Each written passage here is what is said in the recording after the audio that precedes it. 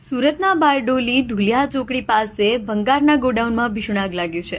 11થી વધુ ગોડાઉનમાં ભીષણ આગ લાગી છે। તમામ ગોડાઉનો બળીને ખાખ થઈ ગયા છે। પ્લાસ્ટિકના ગોડાઉનમાં ભીષણ આગ લાગતા અફરાતફરી મચી ગઈ છે। તમામ ગોડાઉનનો પ્લાસ્ટિક અને ભંગાર બળીને ખાખ થઈ ગયો છે।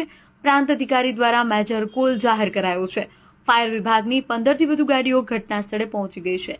બારડોલી, કામરેજ, વ્યારા, પીપીએલ, હાજીવાલા સહિતના ગાડીઓ આગ પર કાબુ મેળવવામાં આવી છે। ભંગારના ગોડાઉનમાં પ્લાસ્ટિકનો સામાન વધુ હોવાથી આગ પર કાબુ મેળવવામાં ફાયરને મુશ્કેલી પડી રહી છે। પોલીસ અને પ્રશાસનના અધિકારીઓ ઘટના સ્થળે પહોંચ્યા છે। ફાયરની તમામ ટીમો આગ પર કાબુ મેળવવા માટે સતત પાણીનો મારો ચલાવી રહી છે। આગના ગોટે ગોટા 2 કિલોમીટર દૂરથી દેખાયા હતા।